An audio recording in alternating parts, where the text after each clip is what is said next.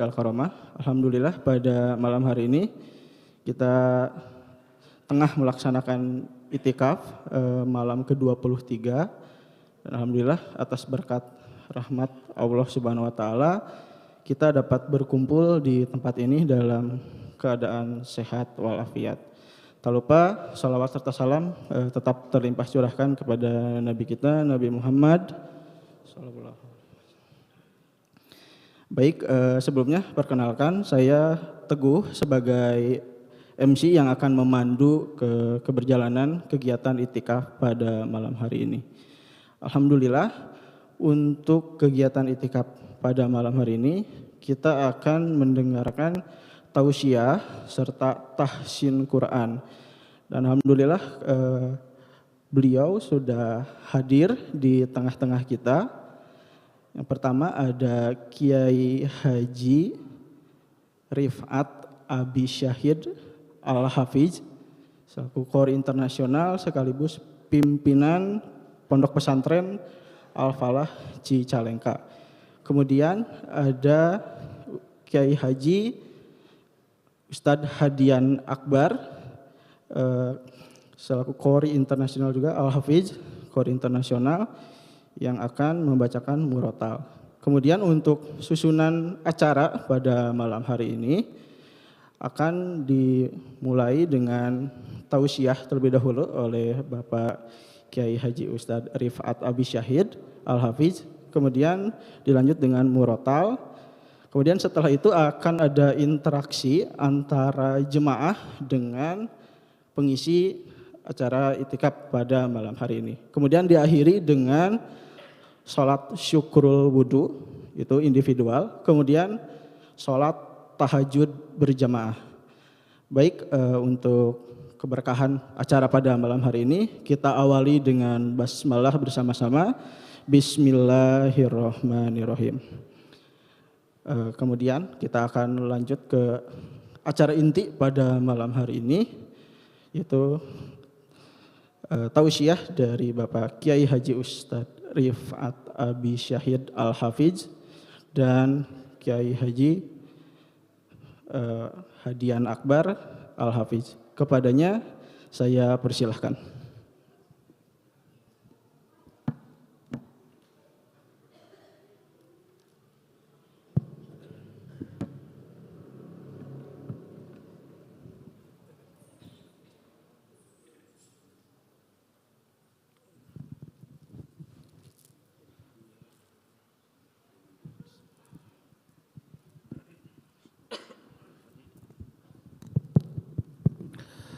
Bismillahirrahmanirrahim. Assalamualaikum warahmatullahi wabarakatuh.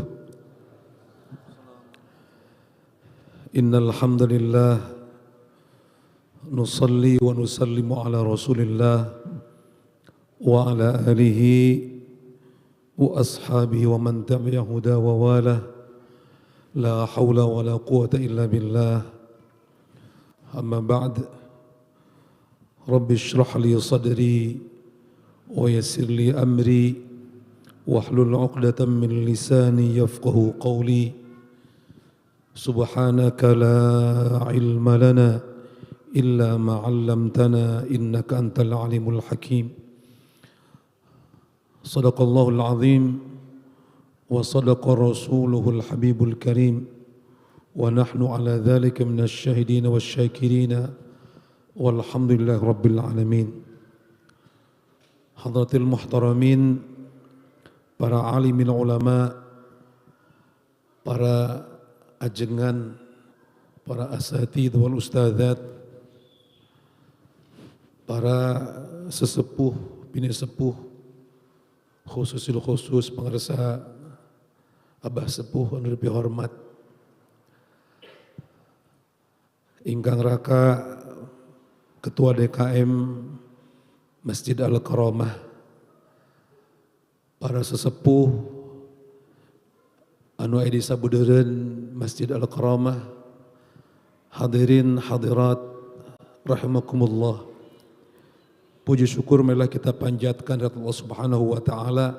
Alhamdulillah di malam yang Kita yakini malam yang paling mulia pada malam ini Allah mengirodahkan kita, Allah memperkenankan kita untuk dapat berkumpul di tempat yang paling mulia, tempat yang paling indah dari seluruh tempat di muka bumi ini, yaitu masjid. Mudah-mudahan berkumpulnya kita di tempat ini senantiasa mengundang berbagai limpahan rahmat Allah Subhanahu wa taala.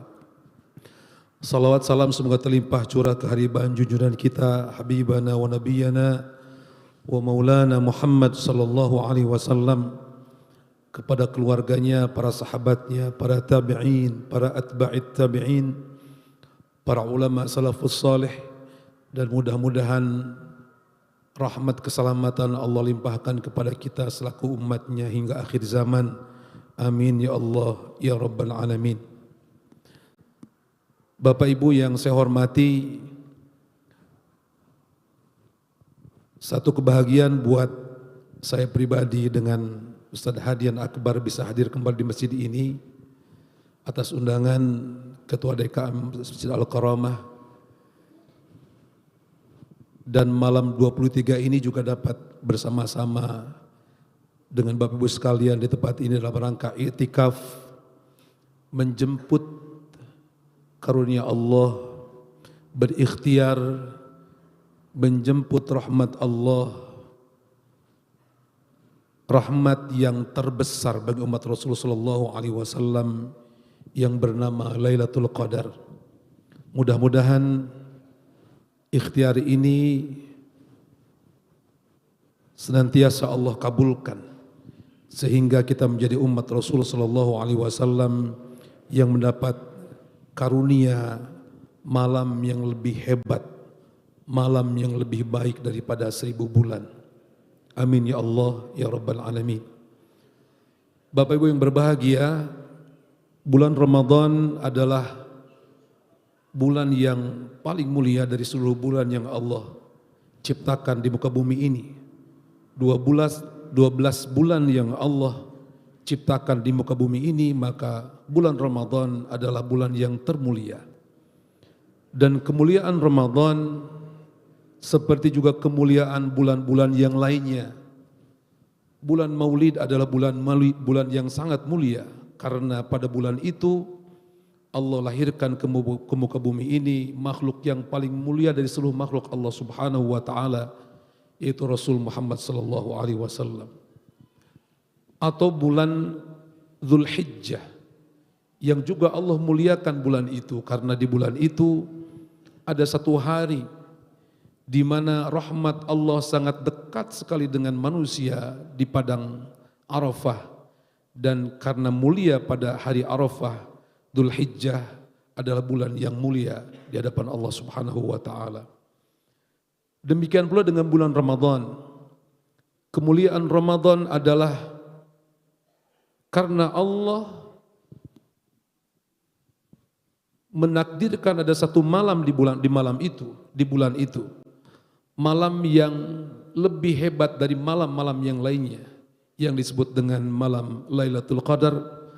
Dan pada malam itu Allah turunkan Al-Quran dari Lauhil Mahfudz ke Baitul Izzah secara sempurna. Oleh karena itu malam Lailatul Qadar adalah malam yang paling mulia. Dan kemuliaan itu juga Allah sampaikan, Allah berikan kepada umat Rasul Muhammad sallallahu alaihi wasallam. Kita umat Rasul sallallahu alaihi wasallam yang kita sadari, kita rasakan bahwa betapa ibadah kita dibandingkan umat-umat yang lain. Umatnya Nabi Musa alaihissalam, umatnya Nabi Daud alaihissalam, dan umat-umat yang lain yang mereka semuanya hebat dalam ibadah. Di samping usia yang panjang tetapi juga hebat dalam beribadah. Tapi umat Rasul sallallahu alaihi wasallam adalah umat yang lemah. Seperti yang dikatakan Nabi Musa ketika Rasulullah SAW menerima perintah salat 5 waktu. Ketika Rasul diperintahkan oleh Allah untuk memerintahkan umatnya salat sebanyak 50 waktu, Nabi Musa mengatakan, "Ya Muhammad, Jangan-jangan umatmu yang lemah, umatku saja yang kuat, sulit untuk menerima itu. Sampai akhirnya Allah berikan karunia, umat Rasul Muhammad SAW hanya diberikan kewajiban salat sebanyak 5 waktu, 1 hari 1 malam. Itu adalah karunia Allah Subhanahu wa taala untuk kita umat Rasul SAW.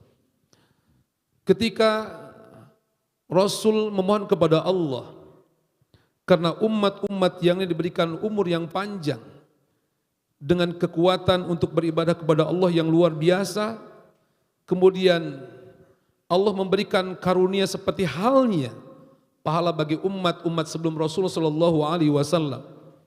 Walaupun umat Rasul tidak panjang usianya. Ada satu hadis yang mengatakan likulli syai'in hasad.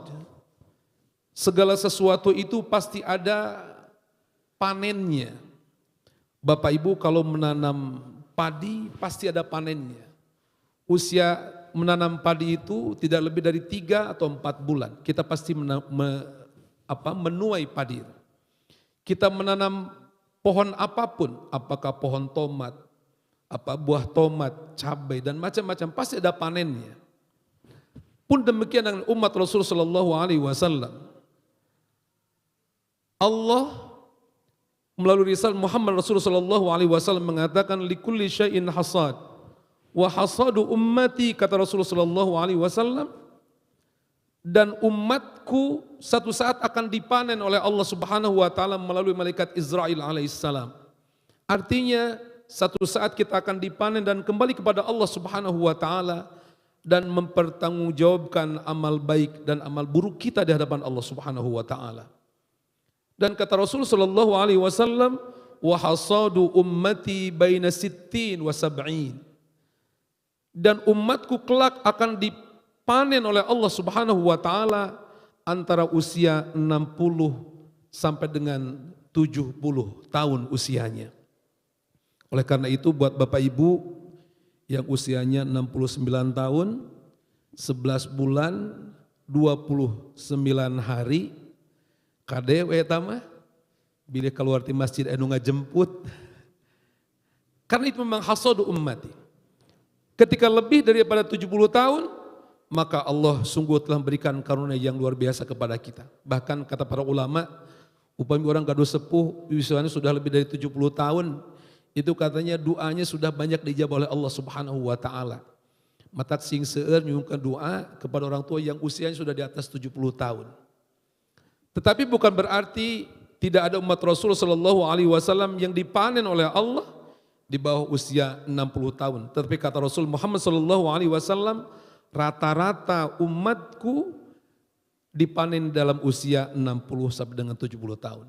Atas kata Rasul sallallahu alaihi wasallam, ya Allah, bagaimana dengan usia yang sesingkat itu untuk dapat membandingi amal-amal seperti umat sebelum Rasul Muhammad sallallahu alaihi wasallam, kata Rasul. Kemudian Allah menurunkan satu malam yang bernama malam Lailatul Qadar. Dan malam itu jika kita dapat, maka seolah-olah kita mendapatkan usia di atas 80 tahun.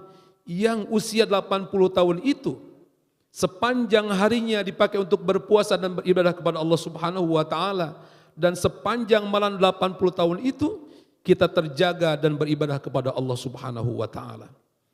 Maka kalau kita hitung secara logika, tidak mungkin ada orang yang selama 80 tahun sepanjang hari dan sepanjang malamnya dipakai untuk beribadah kepada Allah Subhanahu wa taala.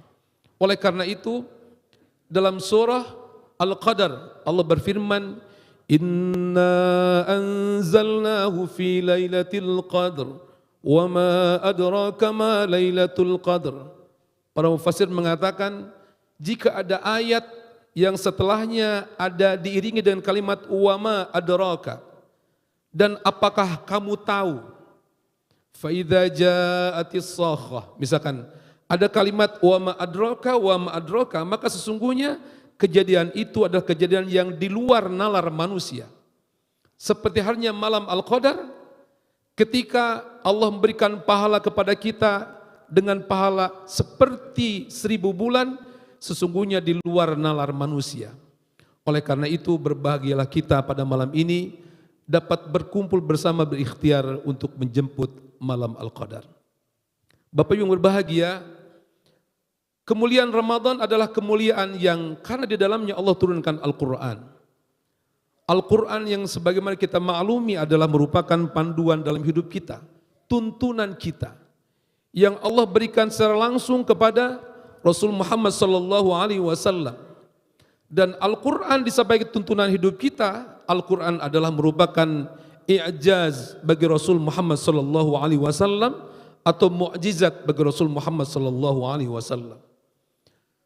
Mu'jizat bagi Rasul Muhammad SAW tidak seperti mu'jizat Nabi sebelum Rasul SAW. Jika kita tahu bagaimana Nabi Musa alaihissalam diberikan mu'jizat berupa tongkat yang dapat berubah menjadi ular yang besar sehingga dapat memakan ular yang kecil dari para penyihir. Tongkat Nabi Musa dengan mukjizat daripada Allah Subhanahu wa taala bisa membelah lautan dengan satu kali pukulan. Tetapi itu hanya bisa dilakukan oleh Nabi Musa alaihissalam. Nabi Isa alaihissalam diberikan mukjizat Allah Subhanahu wa taala dapat menyembuhkan penyakit yang sangat hebat. Penyakit lepra, penyakit kusta, dengan sekali usap Nabi Isa dapat menyembuhkan itu. Orang yang tidak dapat melihat dengan sekali usap, Allah berikan mukjizat dapat melihat seketika oleh Nabi Musa alaihissalam, Nabi Isa alaihissalam. Bahkan orang yang sudah meninggal, Nabi Isa alaihissalam dengan mukjizat Allah Subhanahu wa taala dapat kembali menghidupkan orang yang sudah meninggal. Tetapi itu semuanya dapat dilakukan oleh Nabi Musa dan Nabi Isa alaihissalam. Kalaupun sekarang ada tongkat yang masih tertinggal di museum sana, di Turki konon katanya, maka siapapun yang memegang tongkat itu tidak akan mampu membelah lautan seperti Nabi Musa membelah lautan waktu itu, dan lain sebagainya. Tetapi mukjizat Rasulullah SAW yang bernama Al-Quranul Karim tidak saja dirasakan mukjizatnya oleh Rasul Muhammad SAW, tetapi dapat kita rasakan sampai akhir zaman oleh umat Rasul Muhammad SAW. Oleh karena itu Bapak sekalian, berbahagialah kita menjadi umat Rasulullah SAW, umat yang paling mulia dari seluruh umat yang ada di muka bumi ini. Allah mengatakan dalam Al-Quran, A'udzubillahi samil alim minasyaitonir rajim, kuntum khayra ummatin ukhrijat linnasi ta'muruna bil ma'rufi wa tanhauna 'anil munkar wa tu'minuna billah. Al-ayah. Allah mengatakan, kalian umat Rasul Muhammad SAW adalah sebaik-baiknya umat, adalah sehebat-hebatnya umat. Asal saja umat itu, umat Rasul Muhammad SAW itu dikatakan umat terbaik jika dia beriman kepada Allah dan Rasulnya dan mau beramar ma'ruf dan bernahi munkar. Nabi sebelum Nabi Muhammad SAW sekalipun, Nabi Adam alaihissalam ketika mengetahui bagaimana utamanya umat Rasul SAW, dia merasa iri betapa hebat umat Rasul SAW. Nabi Musa ketika melihat bagaimana unggulnya umat Rasulullah, dia merasa iri. Mengapa umat Rasul begitu hebat, begitu mulia? Sampai ada seorang nabi yang bernama Nabi Khidir alaihissalam. Nabi Khidir alaihissalam, begitu dia tahu betapa mulianya umat Rasul SAW, dia memohon kepada Allah, Ya Allah, Ya Rabbana, takdirkan aku sejenak saja untuk menjadi umat Rasulullah SAW. Allahu Akbar kabira. Seorang nabi memohon kepada Allah untuk dapat dihidupkan sesaat saja pada masa umat Rasulullah SAW. Kita bukan nabi, bukan rasul, bukan siapa-siapa, bukannya orang yang hebat dengan amal kita, tetapi kita ditakdirkan oleh Allah Subhanahu wa taala untuk menjadi umat terbaik di akhir zaman, yaitu umat Rasul Muhammad SAW. Bapak Ibu kantos nyuhkeun ka Allah jantan umat Rasul? Tidak pernah. Bahkan Di samping kita ditakdirkan Allah Subhanahu wa taala menjadi umat Rasul sallallahu alaihi wasallam, kita menjadi umat yang beriman kepada Rasul sallallahu alaihi wasallam, beriman kepada Allah Subhanahu wa taala. Dan ini bukan sesuatu yang sia-sia, bukan sesuatu yang ringan, bukan sesuatu yang remeh-temeh. Ini sesuatu yang luar biasa.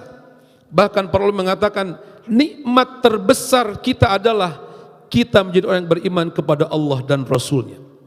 Sekalipun akidah kita dikatakan oleh sebagian orang, kita menjadi umat Rasulullah, menjadi umat yang beriman kepada Allah dan Rasul-Nya, itu karena warisan dari orang tua dan leluhur kita. Sekalipun itu warisan, bukan sesuatu yang ringan, bukan sesuatu yang tidak berharga, karena orang tua kita mewariskan akidah kepada kita, bukan tanpa usaha, bukan tanpa kerja keras. Bagaimana kita sejak lahir diadzani telinga sebelah kanan kita, diqamati telinga sebelah kiri kita untuk menanamkan akidah Islamiyah kepada anak-anaknya, dan itu adalah jasa leluhur-leluhur kita. Oleh karena itu, dalam tradisi Ahlus Sunnah wal Jamaah, membaca hadarah, membaca Fatihah, kita hadiahkan kepada leluhur kita sebagai bentuk syukur kita kepada Allah Subhanahu wa taala, karena leluhur-leluhur kita telah menanamkan akidah kepada kita semuanya. Kita tidak tahu bagaimana jadinya kita jika seandainya orang tua kita tidak membimbing kita dengan akidah Islam, tidak mengenalkan kita kepada Allah dan Rasul-Nya dengan baik, maka kita tidak akan pernah tahu apa kita termasuk orang yang muslim atau tidak. Oleh karena itu bersyukurlah kepada Allah. Allah memberikan orang tua kita yang menjaga akidahnya dan ditanamkan kepada keturunan-keturunannya. Mudah-mudahan kita pun termasuk orang yang dapat menjaga akidah itu untuk keturunan-keturunan kita. Amin ya Allah ya Rabbal Alamin. Bapak Ibu sekalian, kembali kepada Al-Quran. Menarik ada satu hadis Rasulullah sallallahu alaihi wasallam. Rasul pernah bersabda, "In aradtum 'aishat su'ada wa mautas syuhada wan najata yaumal jaza wadh-dhilla yaumal hasyr wal huda minad dhalalah." Bapak Ibu, Rasul pernah mengatakan begini, jika kalian ingin hidup bahagia di dunia dan akhirat. Kita tahu bahwa kita hidup setiap hari yang kita tuju adalah kebahagiaan, itu pasti. Bapak Ibu bekerja siang malam, peras keringat, banting tulang, ingin bahagia hidupnya. Apakah dirinya, keluarganya, orang-orang yang dia cintai semua ingin bahagia. Karena tujuan dalam hidup kita adalah bagaimana kita ingin bahagia. Tapi Rasul mengatakan, jika kalian ingin hidup bahagia di dunia, bahkan sampai akhirat, kita sering berdoa, Rabbana atina fid dunya hasanah wa fil akhirati hasanah. Doa itu adalah doa keinginan kita untuk bahagia di dunia dan bahagia di akhirat. Tetapi ada satu kunci kata Rasul Muhammad sallallahu alaihi wasallam. Yang kedua, kunci yang sama. Apa? Jika kita ingin meninggal seperti mulianya orang yang meninggal dalam keadaan syahid di hadapan Allah Subhanahu wa taala. Setelah kita hidup di dunia yang singkat ini, pasti cita-cita kita adalah bagaimana ketika kita kembali kepada Allah dalam kemuliaan di hadapan Allah Subhanahu wa taala. Bukan dalam kemuliaan yang kamuflase, kemuliaan yang semu di hadapan manusia. Banyak orang yang diiringi jenazahnya ke tempat pemakamannya seperti begitu indah, begitu mulia, tetapi di hadapan Allah Subhanahu wa taala jenazah itu sangat hina di hadapan Allah Subhanahu wa taala. Orang yang meninggal fisabilillah seperti yang hina. Bahkan ketika akan dimakamkan, Rasul mengatakan tidak usah dikafani, tidak usah dimandikan, biar dia menghadap Allah dengan darah yang mengucur dari tubuhnya, seperti yang hina, tetapi mulia di hadapan Allah Subhanahu wa taala. Kalau saya bertanya apakah kita ingin meninggal dalam keadaan mulia, pasti semua menjawab kita ingin mulia meninggal di hadapan Allah Subhanahu wa taala. Rasul mengatakan ada satu kunci yang sama. Jika kita ingin meninggal wa mautas syuhada, meninggal dalam keadaan mulia seperti orang yang mati syahid. Kemudian Rasul mengatakan, wan najata yaumal jaza. Kunci yang sama juga. Ketika kita ingin menjadi orang yang sukses, yang selamat di hari yang sangat tidak ada siapapun yang bisa menjadi jaminan kita menyelamatkan di hadapan Allah Subhanahu wa taala di padang mahsyar, di hari pembalasan. Siapa kita tidak bisa menjamin kita menjadi orang yang selamat dari pengadilan Allah Subhanahu wa taala. Tapi Rasul mengatakan ada satu kunci untuk kita sukses di hari pengadilan Allah Subhanahu wa taala. Berikutnya Rasul mengatakan wadzilla yaumal hasyr. Di padang mahsyar tidak ada satupun yang dapat membela kita, menaung kita kecuali naungan Allah Subhanahu wa taala, kecuali pembelaan Allah Subhanahu wa taala, kecuali rahmat Allah Subhanahu wa taala. Jika kita ingin mendapatkan naungan Allah Subhanahu wa taala, kata Rasul Muhammad sallallahu alaihi wasallam. Yang terakhir Rasul mengatakan satu kunci yang sama. Jika kita ingin mendapatkan petunjuk daripada Allah Subhanahu wa taala saat kita tersesat di jalan Allah, Allah memberikan petunjuk kepada kita. Bapak Ibu sekalian, 5 perkara yang sulit ini ada satu kunci, kata Rasulullah sallallahu alaihi wasallam, in aradtum 'aisha su'ada wa mautas syuhada wan najata yaumal jaza wal dhilla yaumal hasyr wal hadya minad dhalalah. Kuncinya satu, kata Rasulullah sallallahu alaihi wasallam, fa'adimu qiraatal Qur'an. Maka Rasul mengatakan, biasakanlah kalian untuk bertadarrus Al-Qur'an.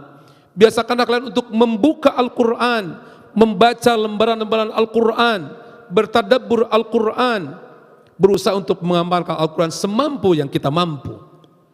Itu adalah kuncinya. Masalah-masalah yang sulit tadi akan terjawab dengan kita senantiasa bertadarus Al-Qur'anul Karim. Mengapa demikian? Para sahabat bertanya, mengapa Al-Qur'an? Tadarus Al-Qur'an dapat membebaskan dari masalah yang sulit, yang luar biasa itu. Rasul mengatakan, fa innahu kalamur rahman. Karena Al-Qur'an kita baca bukan karya siapa, bukan buatan siapa. Rasul mengatakan fa innahu kalamur rahman, karena itu adalah kalamnya Allah Subhanahu wa taala. Wa hisnun minasyaitan.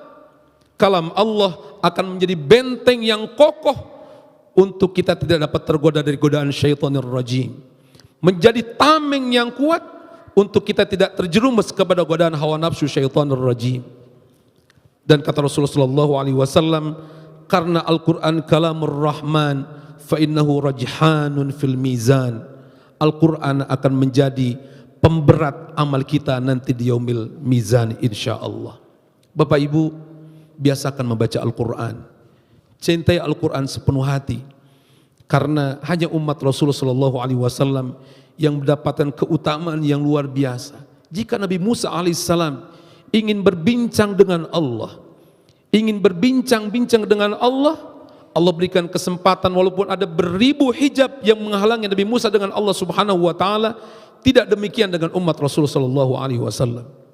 Bapak Ibu, jika kita ingin berbincang dengan Allah, jika kita ingin bermesraan dengan Allah, jika kita ingin berasyik masuk dengan Allah Subhanahu wa taala, bacalah Al-Qur'an. Karena Rasul mengatakan, man arada ayyatakallama ma'allah falyaqra'il Qur'an. Barang siapa ingin berbincang dengan Allah, ingin dekat dengan Allah, maka kata Rasulullah SAW, bacalah Al-Qur'an. Karena ketika kita membaca Al-Qur'an, sejatinya kita sedang berbincang-bincang dengan Allah Subhanahu wa taala. Terakhir, izinkan saya ingin bercerita sedikit saja, satu cerita yang sangat menarik sekali. Dan ini adalah ketidaksiaan kita jika kita dekat dengan Al-Qur'an. Bapak Ibu, satu saat saya dapat cerita ini dari negeri jiran, dari Malaysia. Ada seorang kiai, seorang ulama yang bercerita ini. Dia mengatakan satu malam ada seorang syekh pada masa yang lalu, seorang kiai, seorang ajengan yang berjalan di tengah malam. Tiba-tiba di kegelapan malam itu dia menemukan satu cahaya yang sangat luar biasa terang benderang. Cahaya itu memancar sangat luar biasa terangnya dari bumi memancar ke langit. Kalau sekarang mungkin seperti spotlight gitu ya. Kemudian dengan penuh keheranan, kiai ini, ajengan ini, dia penasaran, gerangan dari mana sumber cahaya ini. Kemudian dia cari, sampailah ke satu tempat, dan ternyata tempat itu adalah tempat pemakaman, makbarah. Dan dari kejauhan dia lihat ada satu makbarah yang dari tempat itu terpancar cahaya yang sangat luar biasa, sangat terang dan memancar ke langit. Kemudian dia dekati dan dia yakini bahwa di dalam makom ini bukan orang biasa. Allah memberikan athar, memberikan satu tanda yang luar biasa itu, berarti bahwa di dalam makom itu terdapat makhluk Allah, hamba Allah yang sangat luar biasa. Akhirnya dia tancapkan satu tanda di situ dan dia bilang besok saya akan kembali lagi ke tempat ini. Saya ingin tahu kira-kira siapa yang di makam ini. Singkat cerita besoknya dia kembali lagi. Dia ditemukan bahwa makam ini adalah makam Fulan bin Fulan. Dan dia cari di mana rumahnya sahibul makam ini. Singkat cerita ditunjukkanlah bahwa ini adalah makam Fulan bin Fulan, rumahnya di sebelah sana, di pojok sebelah sana.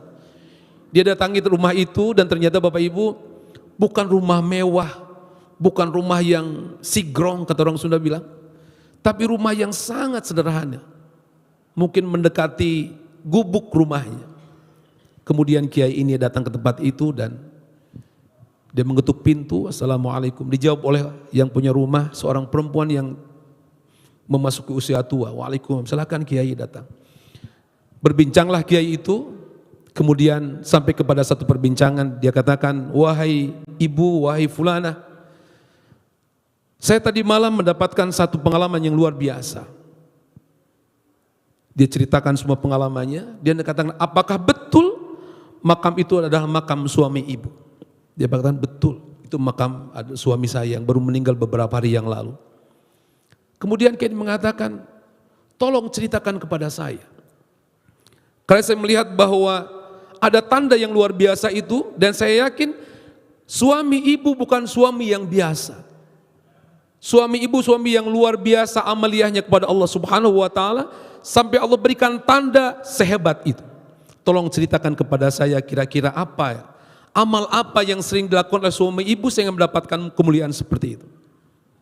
Bapak Ibu, ketika diceritakan itu, si istrinya ini hanya bisa menunduk dan meneteskan air mata. Dia bilang, wahai syekh, saya tidak pernah menyangka ada tanda yang luar biasa di makam suami saya. Karena suami saya orang biasa saja, suami saya bukan ulama, suami saya bukan kiai, bukan ustadz, bukan ahli agama. Suami saya hanya buruh serabutan saja. Suami saya pekerja sambilan saja. Kalau ada orang membutuhkan untuk bekerja dipanggil dia kerja, kalau enggak dia diam di rumah. Bahkan kalau lihat dari ibadahnya, suami saya ibadahnya biasa saja. Dia hanya sholat wajib saja. Subuh, zuhur, asar, maghrib, isya selesai. Kalaupun dia punya waktu untuk sholat sunat, dia sholat sunat. Kalau tidak nuju hoream. Ya. Bahkan, wahai syekh, suami saya di samping ibadahnya seperti itu, suami saya pun sesungguhnya seorang yang buta huruf Al-Quran. Tidak bisa baca Quran. Bukan ahli Al-Quran. Kemudian si kiai ini mengatakan, coba tolong ingat-ingat lagi, apa kira-kira yang amal yang pernah ibu tahu, ibu lihat dari suami ibu. Kemudian si istrinya mengingat lagi sampai kepada satu ketika dia mengatakan, wahai syekh, ini barangkali saja ima susuganan, wahai susuganan. Suami saya yang seperti saya katakan tadi orang yang buta huruf Al-Quran. Tetapi suami saya punya satu kitab Al-Quran kesayangannya. Si kiai ini kaget, kok bisa? Suami ibu nggak bisa baca Al-Quran tapi punya Quran kesayangan. Kemudian istrinya berceritalah istrinya ini kepada syekh ini. Suami saya betul tidak bisa membaca Al-Quran tapi punya Quran kesayangannya. Satu saat saya pernah melihat suami saya tidur bangun tengah malam dan sholat tahajud. Selesai sholat tahajud, saya lihat suami saya mengambil kitab Al-Quran itu. Mengambil dengan penuh penghormatan yang luar biasa. Dia ambil Quran, dia simpan di atas kepala. Seolah-olah Al-Quran adalah satu benda yang paling berharga buat dia, sangat terhormat buat dia. Bahkan kalau waktu itu suami saya punya minyak wangi, satu saat dia sapukan minyak wangi kepada Quran itu. Dia ambil dengan sangat penuh penghormatan kepada Al-Quran itu. Kemudian dia simpan di hadapannya, dia menghadap kiblat. Bahkan sebelum dia ambil Quran, dia pakai pakaian yang sangat rapih yang dia punya. Pakaian yang terbaik yang dia punya. Dia pakaikan semata-mata untuk menghormat Al-Quran. Kemudian dia simpan Al-Quran di hadapannya, dia menghadap kiblat. Dan dia buka Quran itu lembar demi lembar, seolah-olah dia seperti bisa membaca Al-Quran. Padahal saya tahu dia buta huruf Al-Quran. Dia tidak bisa membaca Al-Quran. Dia hanya tatap saja Al-Quran, tetapi dengan tatapan yang penuh dengan kasih sayang. Dia buka, dia usap lembar demi lembar.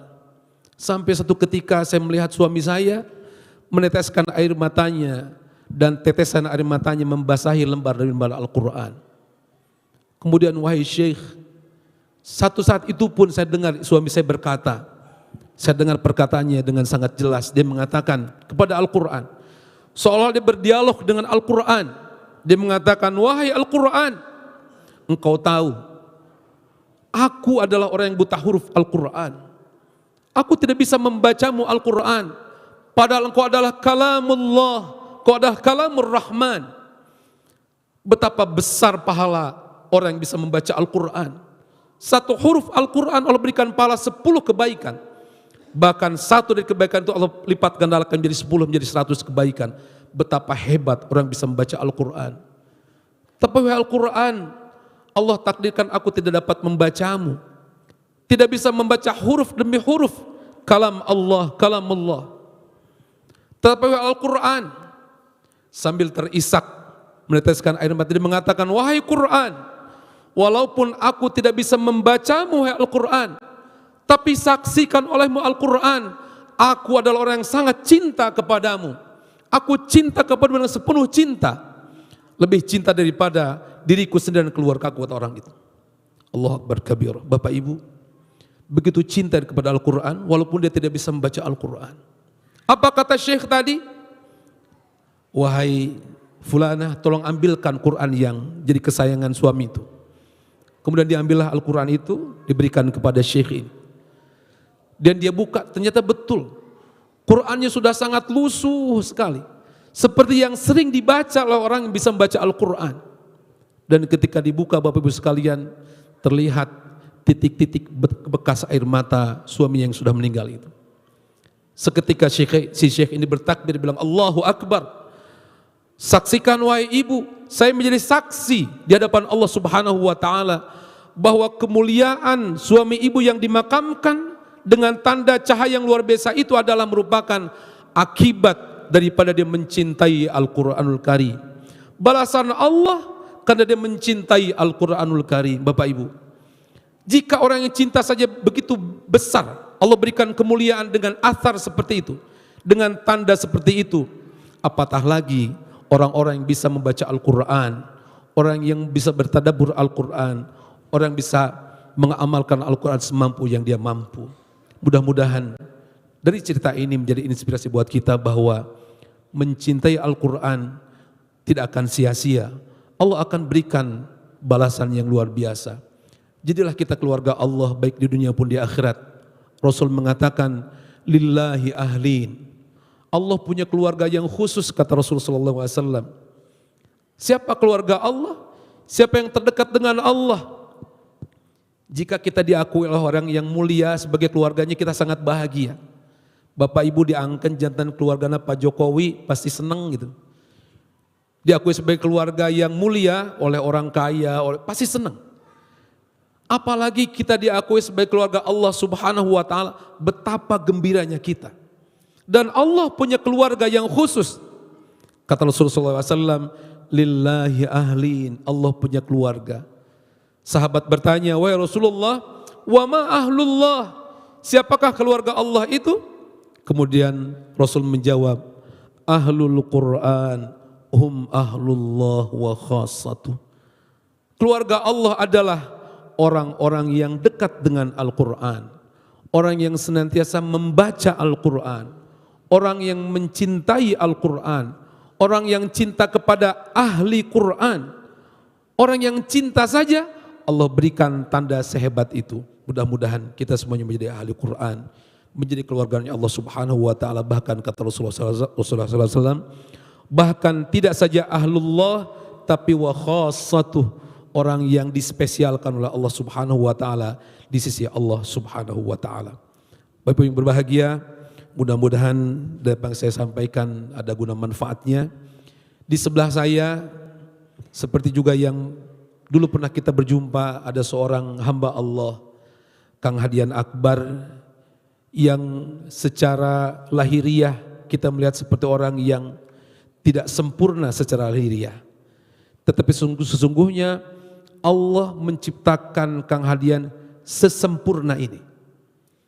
Mungkin tidak bisa melihat seperti kita, tidak pernah bisa menatap wajahnya sendiri, tidak pernah bisa menatap wajah orang yang dia cintai, orang tuanya, ibunya, ayahnya, adiknya.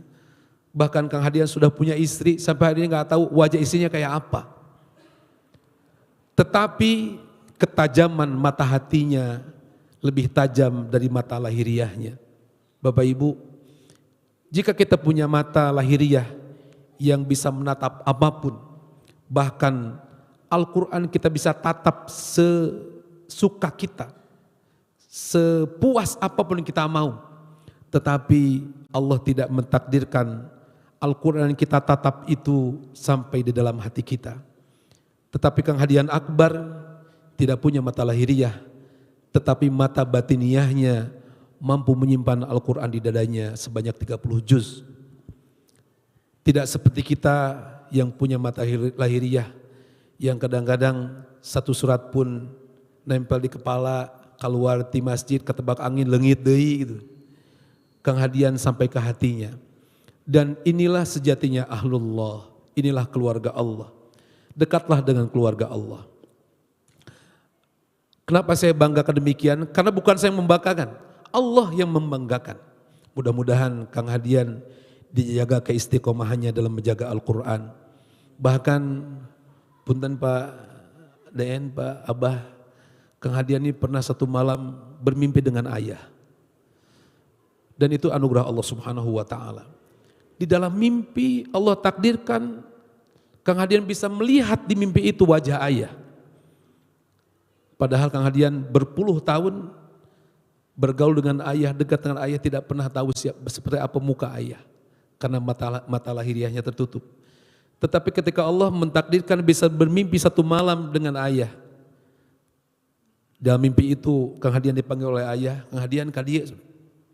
Kemudian diberikan nasihat yang pertama, Mang Hadian tolong jaga Al-Quran di dada Mang Hadian. Yang kedua, Mang Hadian dititipi pesantren Al-Falah oleh ayah. Tolong jangan tinggalkan pesantren Al-Falah. Kemudian dalam mimpi itu saya bilang sama Mang Hadian ningali ayah. Lihat ayah dengan wajahnya seperti itu. Sampai satu saat di mimpi itu Mang Hadian diajak untuk kata ayah Mang Hadian ikut sama ayah katanya. Dan ikutlah Mang Hadian itu sama ayah sampai ke satu tempat, dan tempat itu sebuah rumah yang mewah sekali. Kalau nggak salah rumahnya putih Mang Hadian ya, rumah putih dan megah sekali. Kemudian Mang Hadian tanya sama ayah, Kang Hadian tanya, ayah ini rumah siapa? Kata ayah, rumah ayah ini. Ayah tinggal di sini sekarang. Ketika dibuka pintunya, tiba-tiba di dalam ada yang menyebut Kang Hadian, ternyata ibu yang menyebut Kang Hadian. Kata ibu, Mang Hadian kelebet. Dan di dalam itu penuh dengan buah-buahan dan makanan-makanan yang mewah. Sampai Mang Hadian mengatakan, ayah, Mang Hadian hoyong calik di dia, hoyong serang ayah. Apa kata ayah? Kang Hadian, kayak Mang Hadian mah can waktu nak. Kalau sudah saatnya nanti Mang Hadian barengan dengan ayah di rumah ini katanya. Allahu Akbar kabira. Itulah kemuliaan ahlul Quran. Kemuliaan orang yang hidupnya ditumpahkan untuk Al-Quran seperti almarhum ayah saya. Mudah-mudahan kita semuanya bisa menjadi ahlu Quran seperti orang-orang yang cinta kepada Al-Quran sehingga kita mendapatkan kemuliaan di hadapan Allah Subhanahu wa taala. Bapak Ibu, sebelum kita lanjut, kita mendengarkan Kang Hadian yang sudah tertanam Al-Quran di dadanya selama berpuluh tahun. Mudah-mudahan Allah jaga Al-Quran di dadanya. Kita akan mendengarkan tilawatil Quran Kang Hadian. Telangkung badai ayah anu nawis surat naon sabara bilih pamiku abdi di piwarang bilih settingan gitu. Mangga ibu dia bilih badai ayat request pangawaskan surat naon dari 30 juz itu silakan. Bilih ayah nu badi suhunkeun surah Ar-Rahman. Pak Ketua DKM nyungkeun surah Ar-Rahman. Upami tadi terunan bilih tetiasa wih di masjid dia ya. Mangga Hadian nyungkeun surah Ar-Rahman kita dengarkan. Mudah-mudahan dengan mendengar Al-Quran Allah melimpahkan rahmat kepada kita semuanya. Mangga fa'ali fala tafaddal mashkura. Assalamualaikum warahmatullahi wabarakatuh. A'udzu billahi minasy syaithanir rajim. Bismillahirrahmanirrahim. Ar-Rahmanu 'allamal Qur'an. Khalaqal insana 'allamahul bayan. Asy-syamsu wal qamaru bihusban. والنجم والشجر يسجدان والسماء رفعها ووضع الميزان ألا تطغوا في الميزان وأقيموا الوزن بالقسط ولا تخسروا الميزان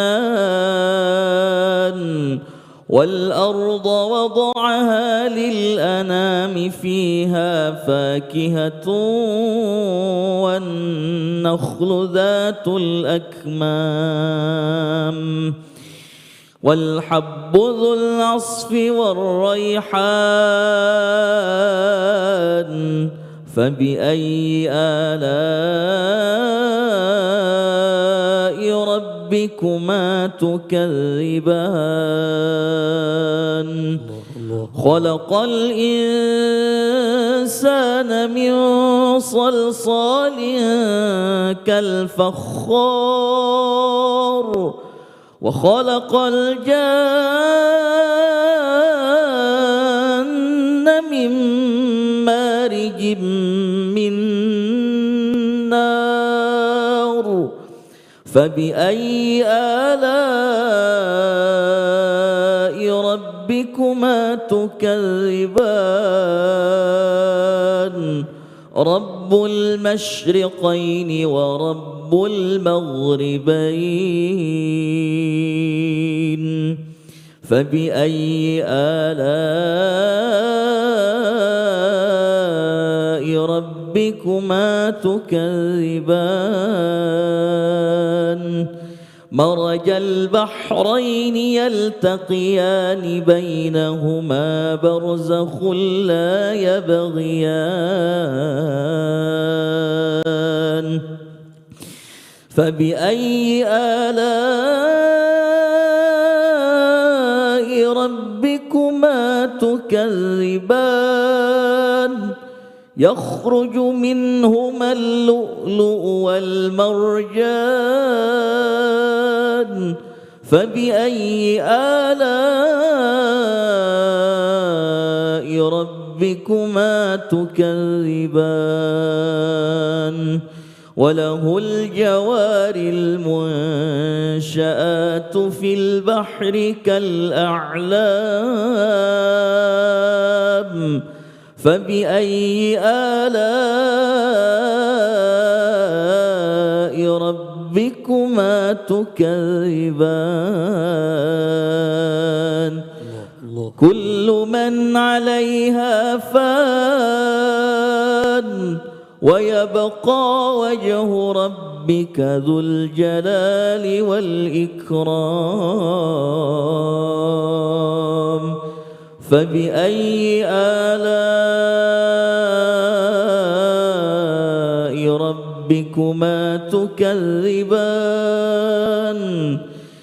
يسأله من في السماوات والأرض كل يوم هو في شأن فبأي آلاء ربكما تكذبان سنفرغ لكم أيها الثقلان فبأي آلاء ربكما تكذبان يا معشر الجن والإنس إن استطعتم أن تنفذوا من أقطار السماوات والأرض فانفذوا لا تنفذون إلا بسلطان فبأي آلاء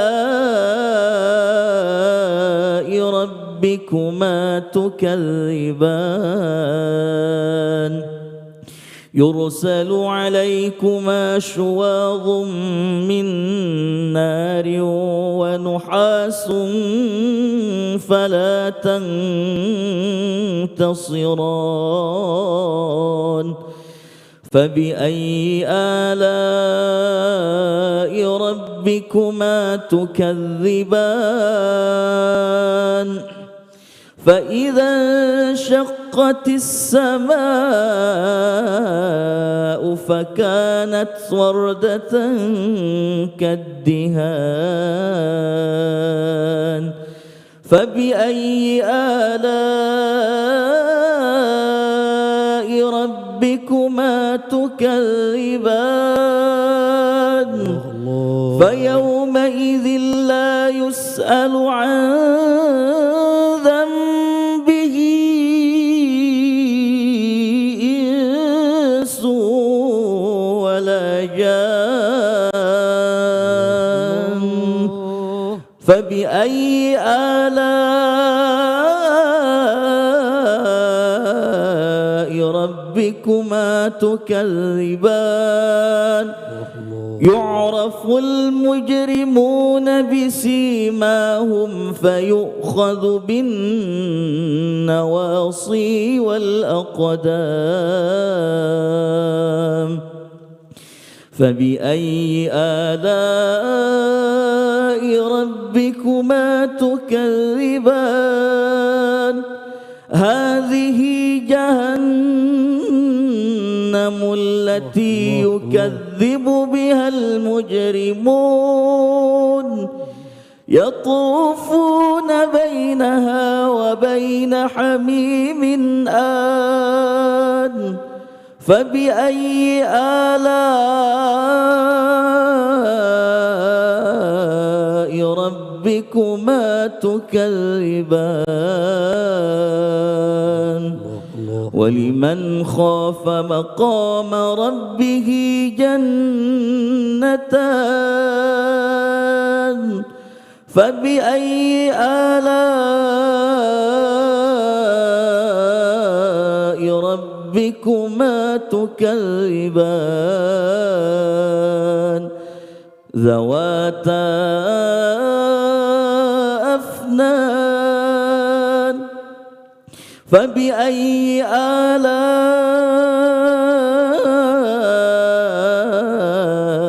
ربكما تكذبان فيهما عينان تجريان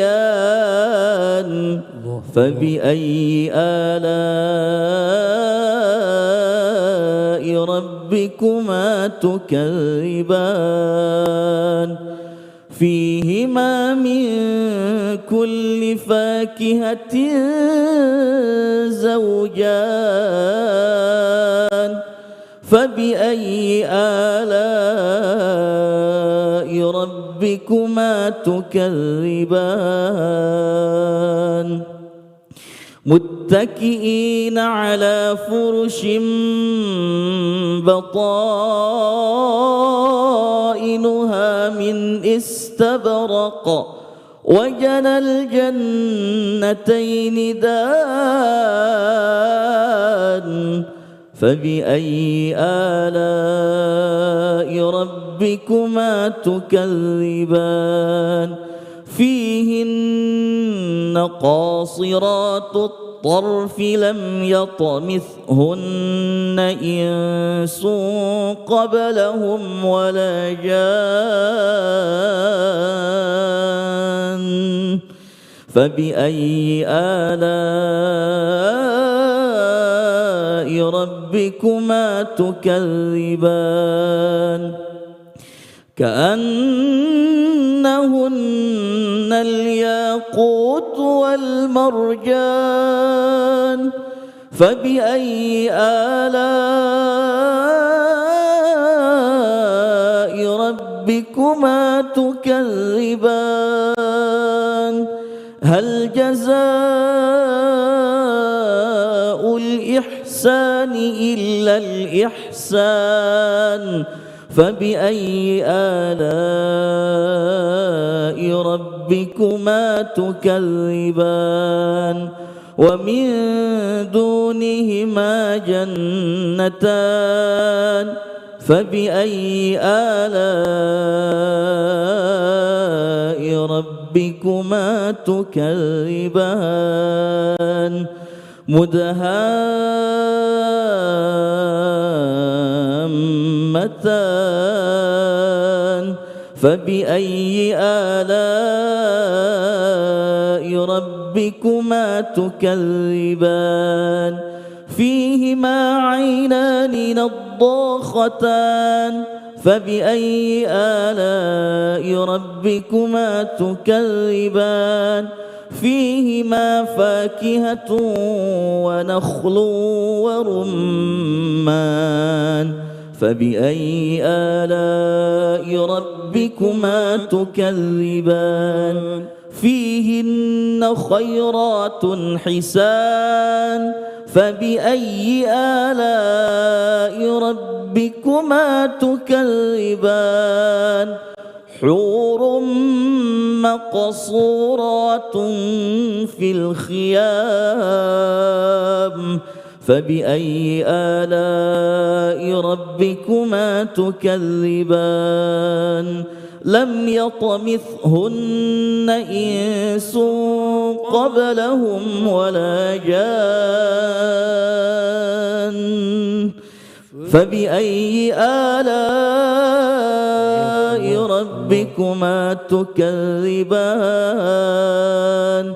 متكئين على رفرف خضر وعبقري حسان فبأي آلاء ربكما تكذبان تبارك اسم ربك ذي الجلال والإكرام صدق الله العظيم صدق الله العظيم. القارئ والسامع شريكان في الأجر أو كما قال القارئ والسامع كلاهما في أجر سواء. Mendengarkan Al-Quran bukan perbuatan yang sia-sia. Tetapi Rasul mengatakan orang yang membaca Al-Quran dan orang yang mendengarkan Al-Quran dengan baik, dengan khusyuk, maka pahalanya sama seperti orang yang membaca Al-Quran. Bapak Ibu, di padang mahsyar Allah akan membangkitkan sebagian manusia dalam keadaan buta, tidak melihat, akibat dari mata lahiriah yang selama di dunia dipakai untuk bermaksiat kepada Allah Subhanahu wa taala. Akankah Mata kita yang dapat melihat dengan jelas ini menjadi sumber dosa kita, sehingga menjadi sumber murka Allah kepada kita nanti padang mahsyar. Naudzubillah min dzalik. Kang Hadian, seperti halnya beberapa huffaz yang Allah takdirkan tidak dapat melihat secara lahiriah. Pernah ada satu orang yang ditanya, bagaimana jika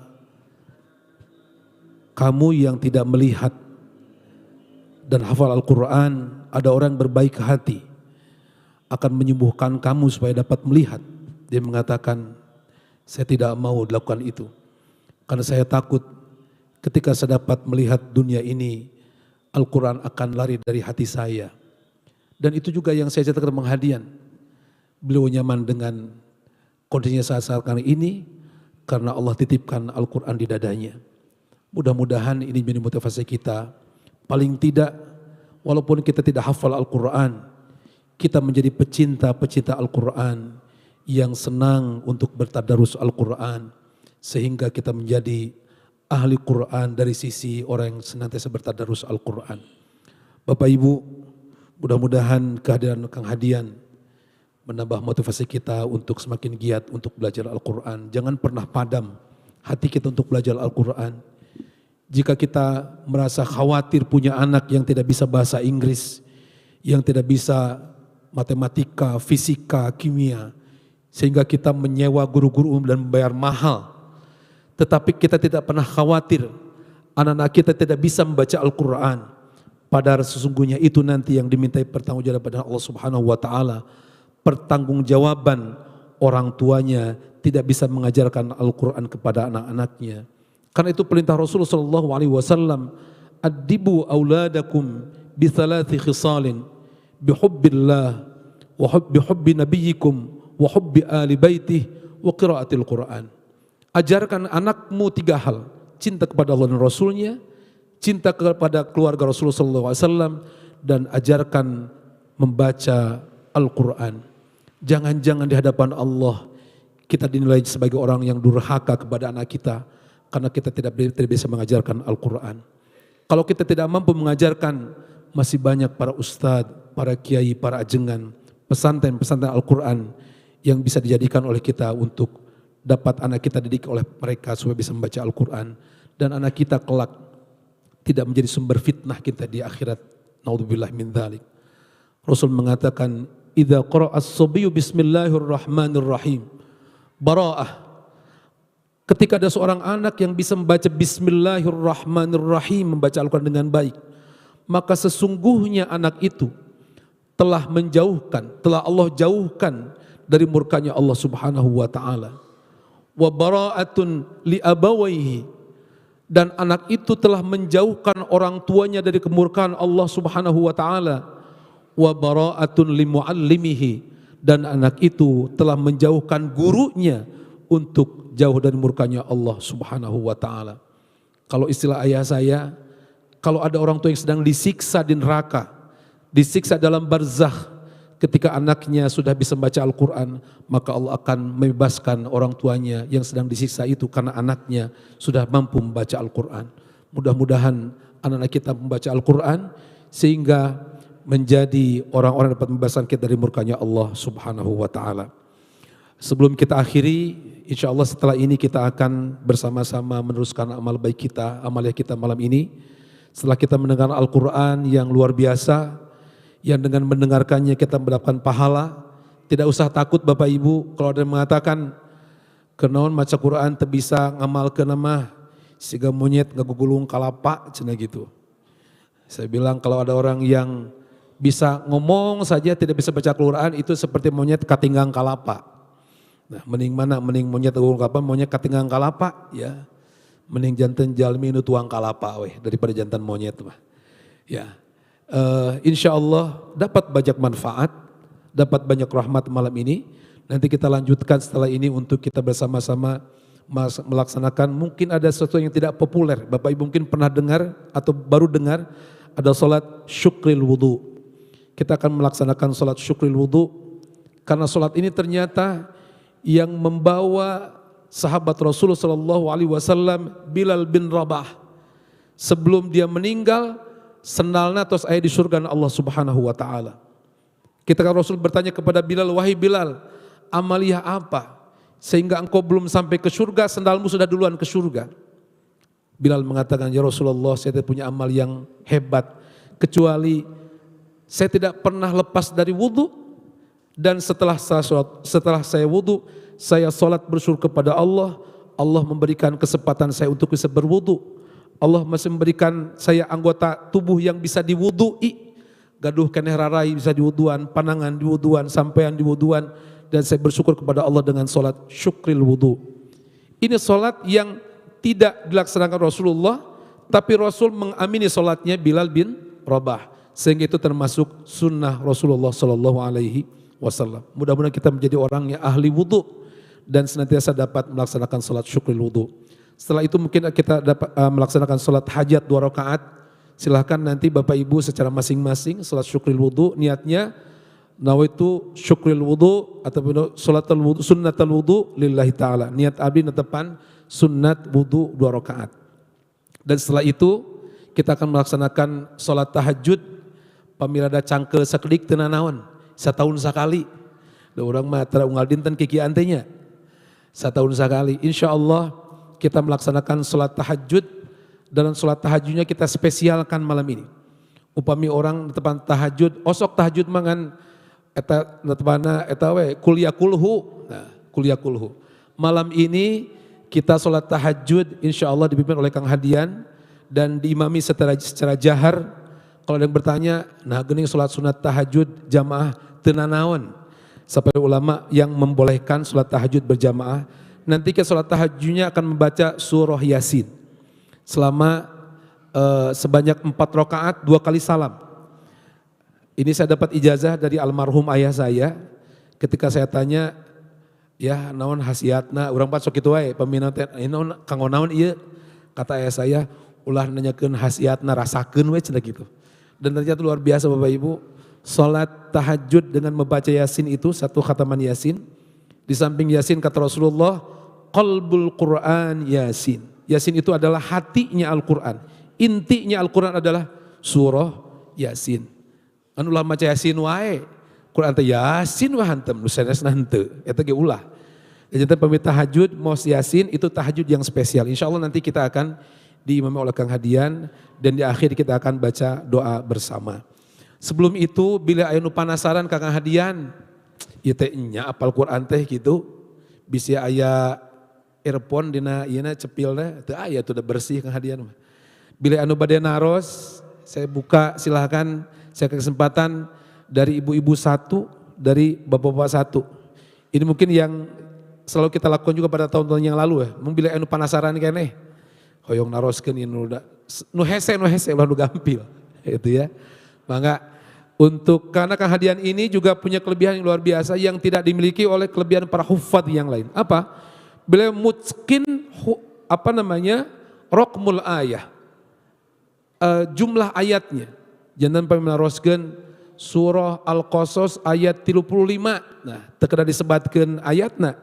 Insyaallah beliau bisa menjawab dengan karunia dari Allah Subhanahu wa taala. Mangga beliau naros pameget, boleh angkat tangan siapa yang mau tanya? Mangga, kapal dia Pak. Pali dia supados ka kuping. Sok mangga. Saur Pak Ketua DKM anu naros di pasihan bonus sahur gratis. Dasarnya sahur mah gratis. Mangga.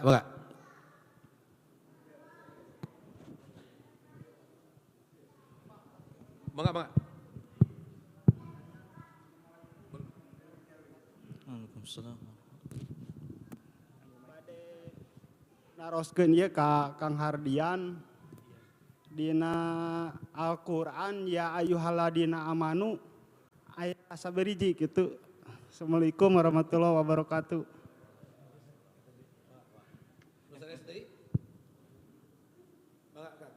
Mau tanya apa? Tanya lanjut surat ayat atau tanya nomor ayat?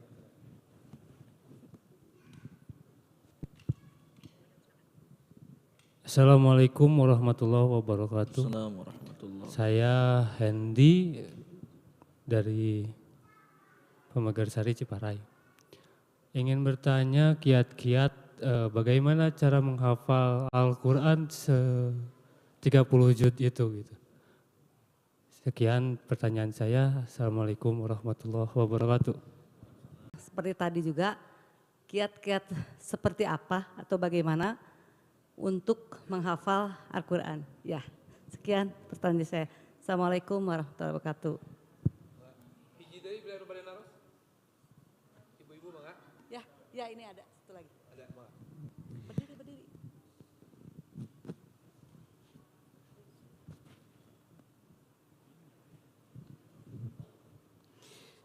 Bismillahirrahmanirrahim. Assalamualaikum warahmatullahi wabarakatuh. Boleh saya meminta Bapak Hadian untuk membacakan surat An-Nisa ayat 36. Segitu. Wassalamualaikum warahmatullahi wabarakatuh.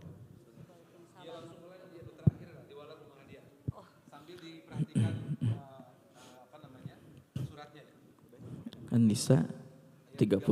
Okay. A'udzu billahi minasy syaithanir rajim. Bismillahirrahmanirrahim.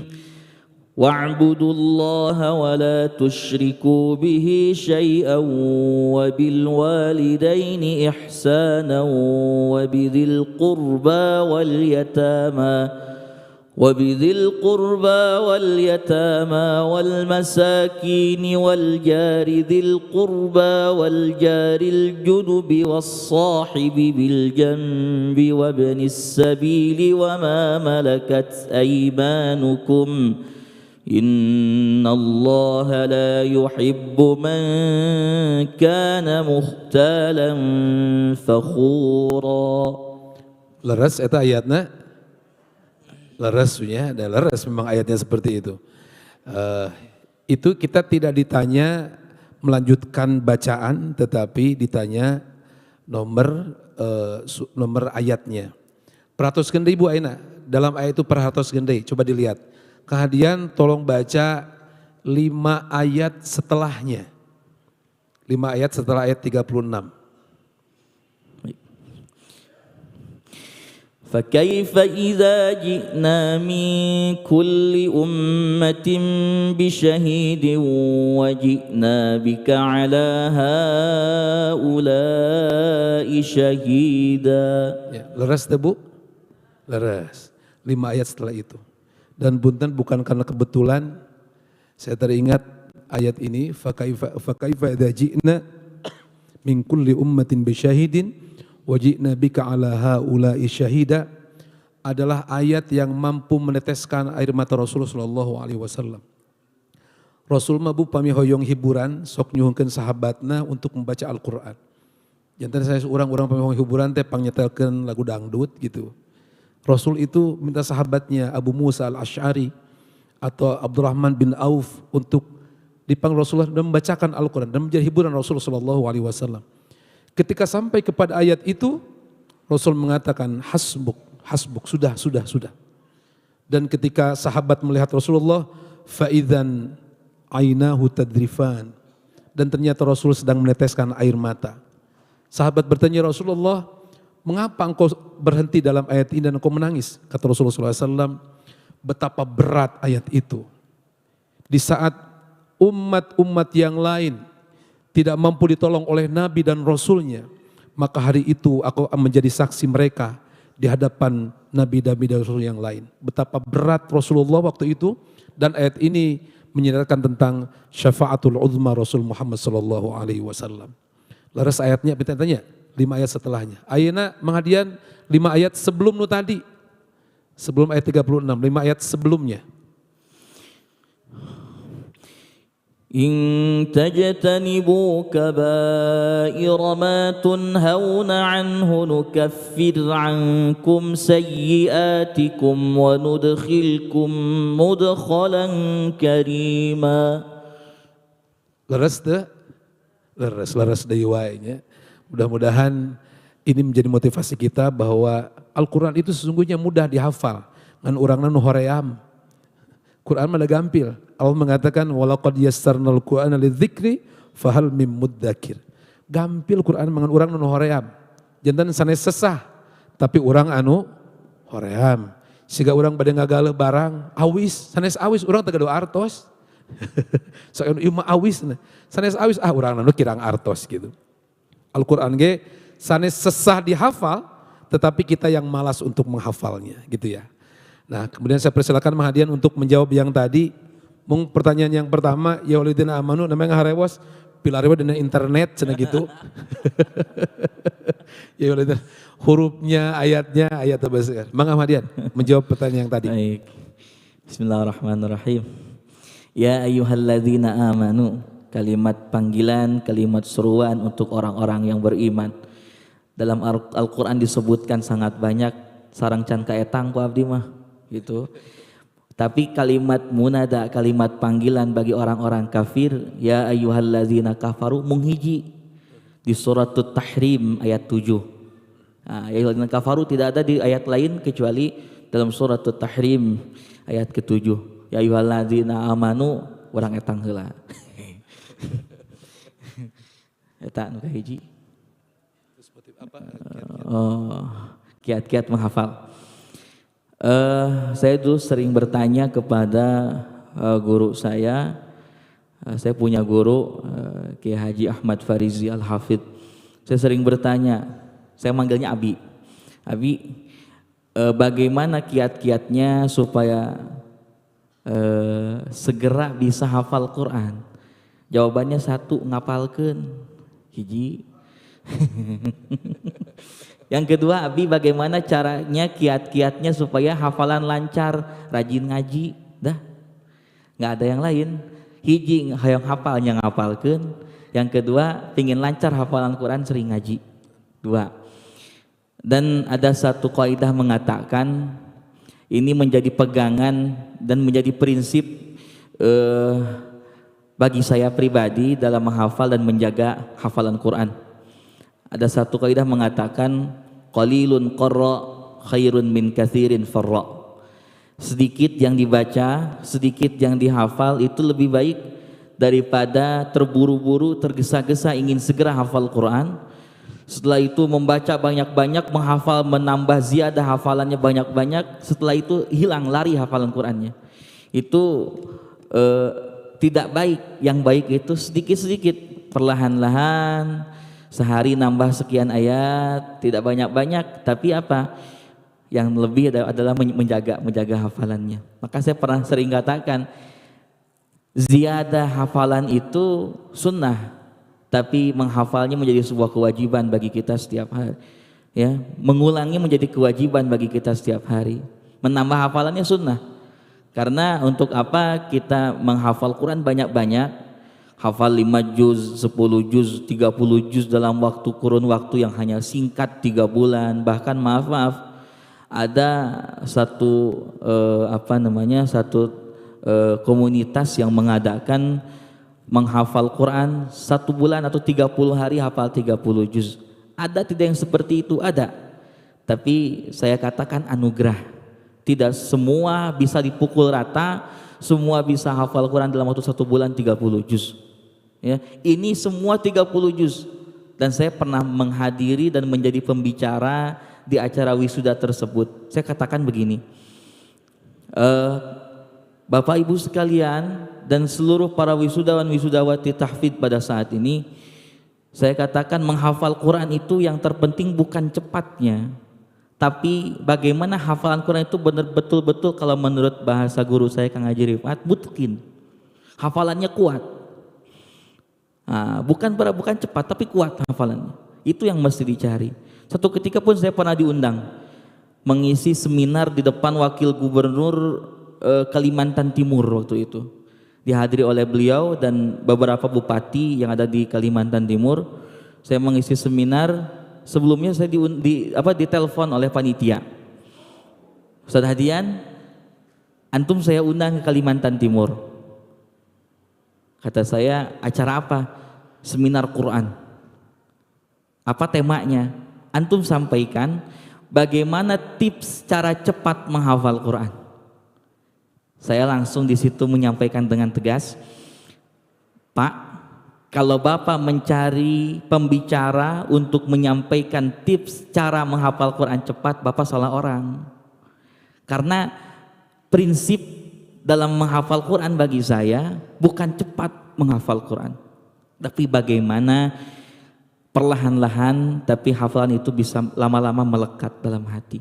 Itu jawaban saya. Jadi kalau mau ngundang tips cepat menghafal Quran, ngundang hadian salah. Ya, maka dari itu langsung kata saya, kalau mau mengundang saya temanya ganti. Apa temanya? Saya ganti bagaimana cara memutkinkan hafalan sehingga hafalan melekat.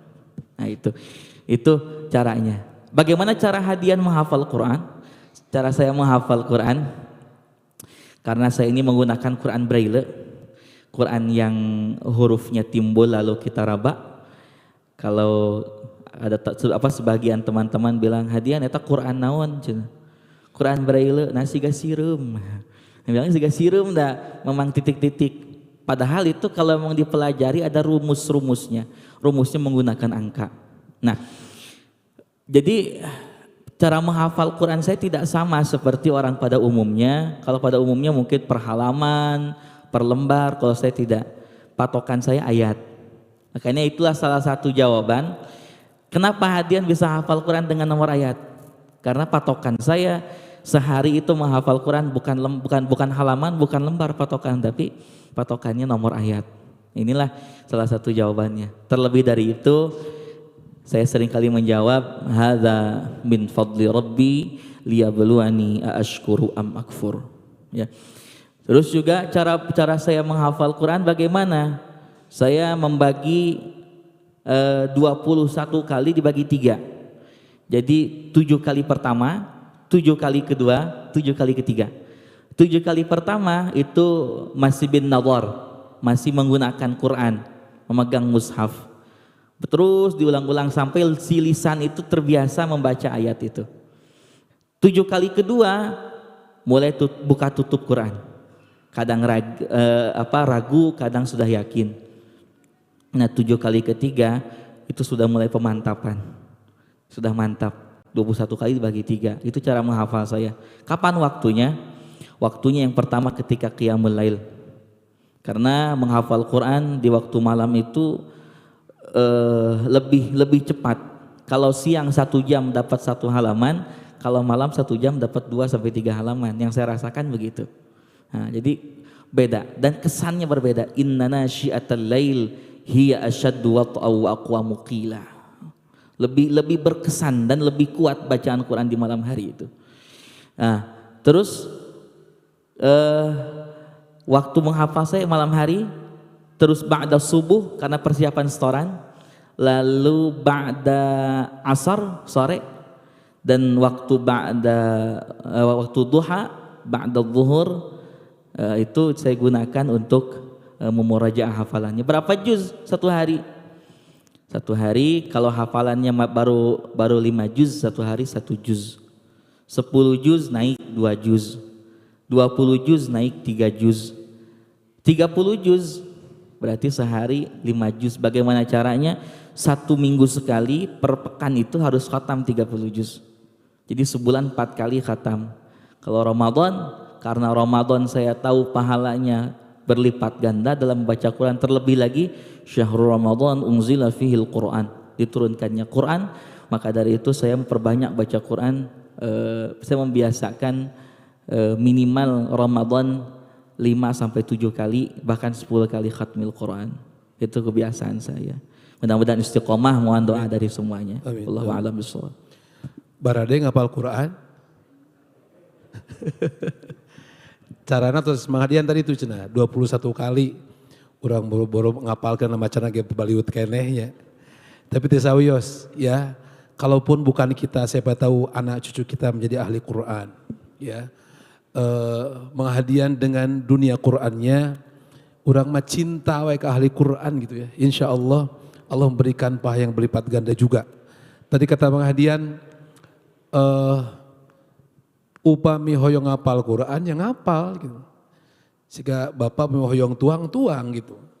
Pemi hoyong tuang terus lompatan mau tuang atuh. Pemi hoyong gaduh pare kedah macul itu macul mau gaduh beas gitu. Upami nu maculna tegaduh naon upami hoyong biasa tegaduh sawah maculna di kantor di mana itu macul sampai oge. Jadi kata Bang Hadian kalau mau ngafal ya harus ngafal, niat ngafalnya harus kuat. Yang kedua istiqomah dalam menghafal Al-Quran. Tadi dikatakan bahwa sekarang juga banyak metode cepat, termasuk cepat membaca. Sehari bisa membaca, betul bisa, tetapi juga cepat lupanya juga. Dan cepat salahnya juga. Makanya Al-Quran mah disebut sunnah muttaba'ah. Karena memang guru-guru kita mengajarkan bukan untuk cepat membaca, tetapi benar membaca. Abdi diajarkan kupun biang kapungkur ngejah ya, ngejah anu ba sin sukun kasroh bis mim alif lam tasydid kasroh mil lam fataha ha kasrohi bismillahi eta nu ngejah versi Arabna. Sunda mah jabar JR PS PS2 PS3 PS4 teh apaan? Ya, jabar JR.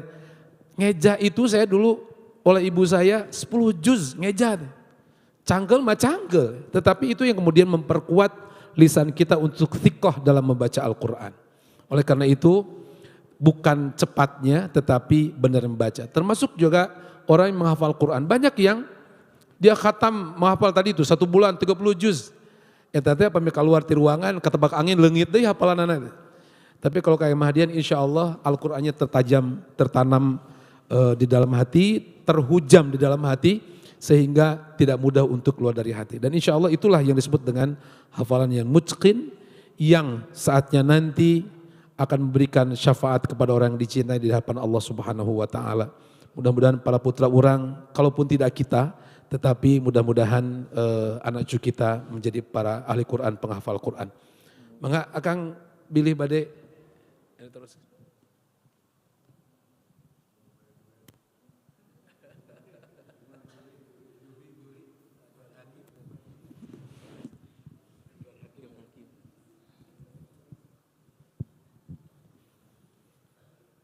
Assalamualaikum warahmatullahi wabarakatuh. Waalaikumsalam warahmatullahi wabarakatuh. Hatur punten request Bapak Ketua DKM.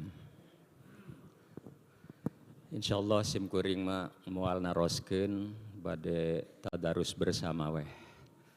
Ngan carana panginten saquran diacak. Ya.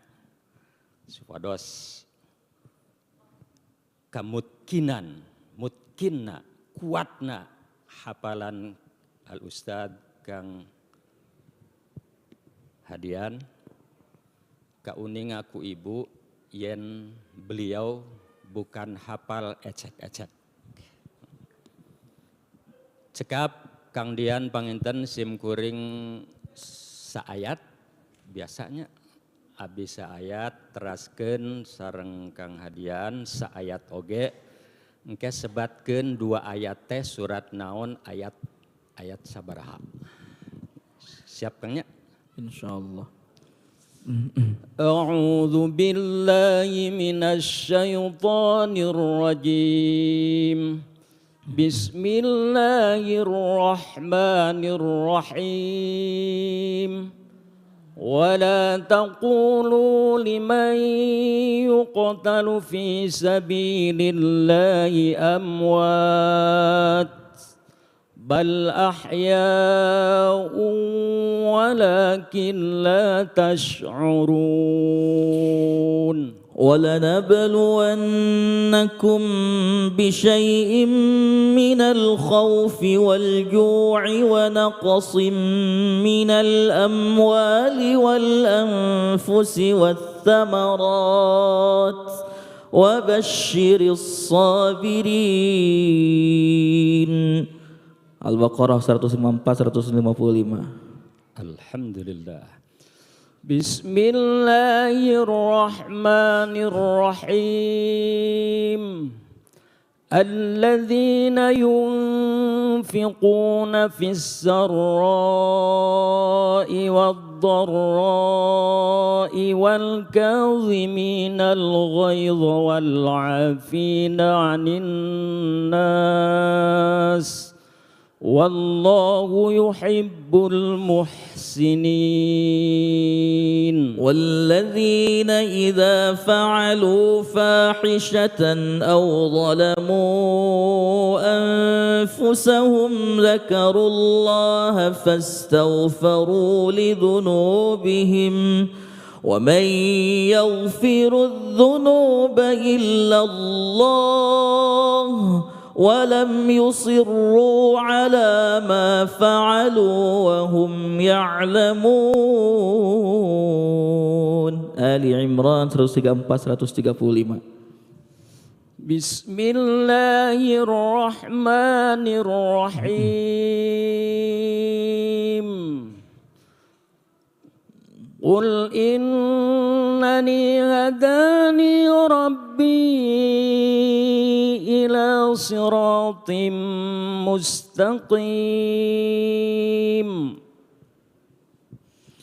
dinan qiyaman millata Ibrahim hanifa wa ma kana minal musyrikin. Qul inna salati wa nusuki wa mahyaya wa mamati lillahi rabbil alamin.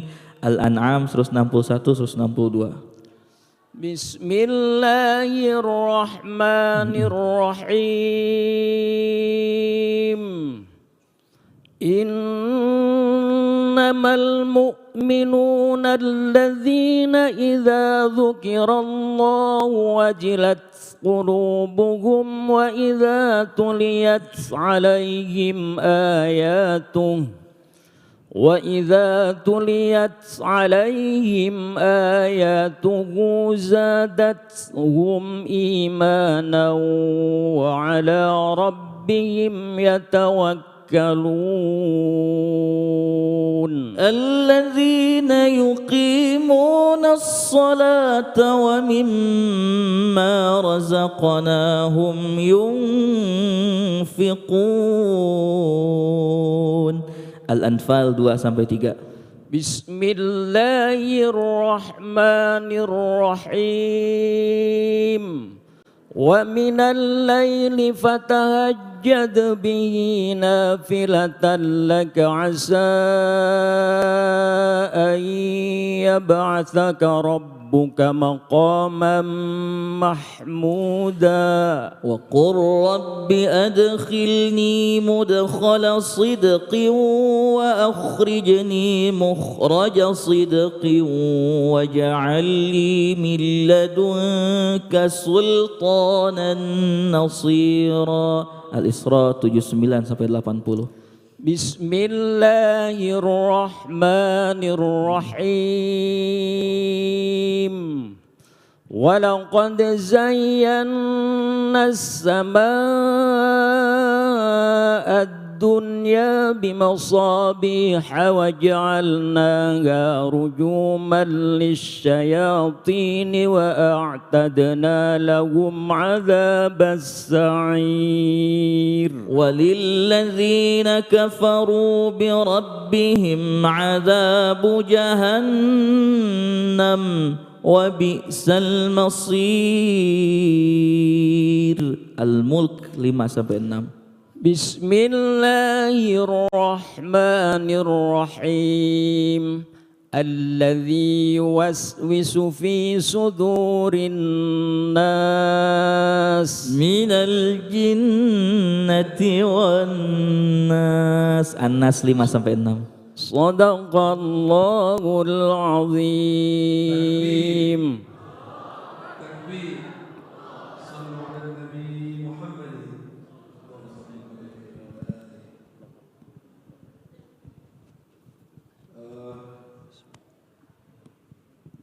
Tidak ada yang sia-sia dalam Al-Quran. Bapak Ibu, penghadian di usianya yang seberapa dia? 28. 47, 28 disimpan di dadanya telah banyak memberikan manfaat. Orang tuanya, ibunya, adiknya, bahkan beliau sendiri dengan istrinya, Allah terbangkan dengan Al-Quran menuju Makkah Al-Mukarramah untuk berumrah. Kantor hajian ini aja. InsyaAllah. Dan insyaAllah tempat ini di tempat yang berkah. Ya. Kita doakan mudah-mudahan Pak DM, Abdi mendapat Kang DM di kampung Ketua DKM serta Ibu dan seluruh keluarga berlimpah berkah dengan acara seperti ini, yang pasti insya Allah masjid ini menjadi amal jariah yang tidak terputus hingga akhirat nanti, apalagi dengan hiasan-hiasan Al-Quran yang ada di tempat ini. Mudah-mudahan ini menjadi amal baik buat beliau dan buat kita juga menjadi penikmat Al-Quran, dan buat kita yang menjadi penikmat Al-Quran, insya Allah kita pun mendapatkan berkah dan rahmat Allah yang sama.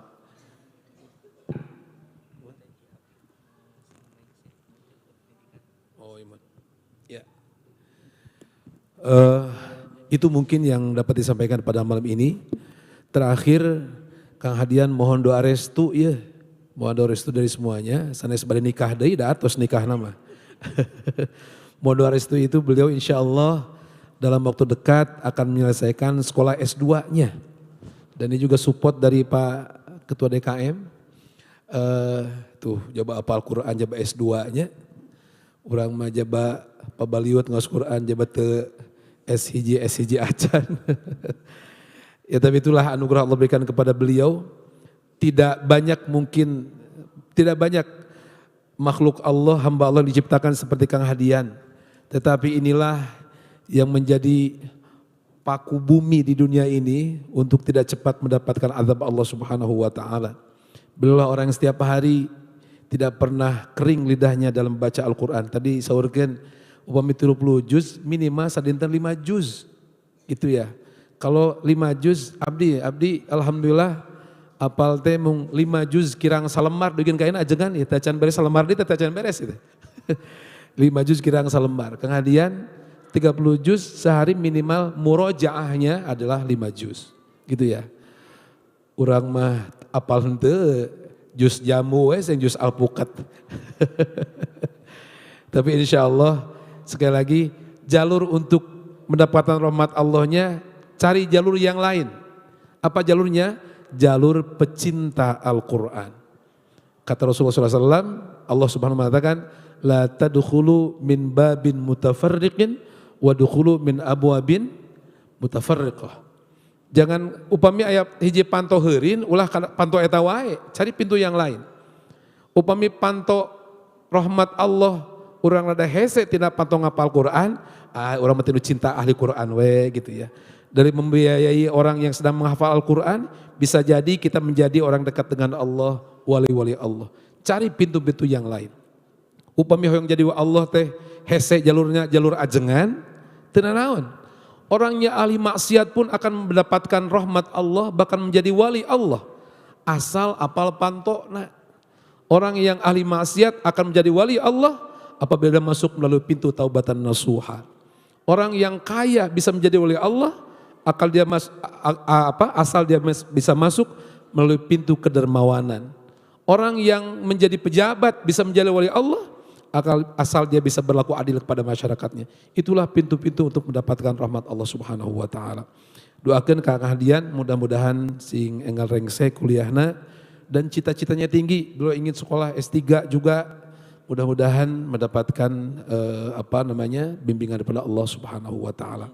Itu saja pengintan untuk semuanya. Kita punya waktu mungkin setengah jam untuk kita sholat berjamaah ya. Kita sholat syukril wudu dan sholat tahajud saja mungkin. Sholat syukril wudu mungkin sholat yang baru pertama kita mengadakan atau melaksanakan. Ari netepana hajat mah sigana rada sering. Sebab terlihat dari wajah-wajah penuh masalah ini. Tekop masalah sholat, beri sholat lagi pebaliut gitu. Ini seperti Rasul, seperti Nabi yang sebelumnya, Bapak Ibu upami pekangnya Nabi mah aya masalah teh netepan gitu. Urang mau upami gaduh hutang teh neangan anu pangnawurkeun gitu. Nabi mah henteu, salat memohon kepada Allah. Tapi paling tidak malam ini kita sholat syukril wudu 2 rakaat. Mungkin sholat yang pertama kali kita lakukan. Dan setelah itu kita sholat tahajud bersama-sama selama 4 rakaat 2 kali salam dengan membaca surah Yasin. Untuk tahajud benten dipimpin oleh Kang Hadian. Hatur nuhun karena kesempatan diberikan kepada saya. Hapunten ka pengarsa akang abah hapunten pisan bilih seueur kakirangan anak. Hadallahu ajmain wallahu muwaffiq ila aqwamit thoriq. Assalamualaikum warahmatullahi wabarakatuh. As-salata sunnata syukril wudu jamiatan rahimakumullah. Salatu la ilaha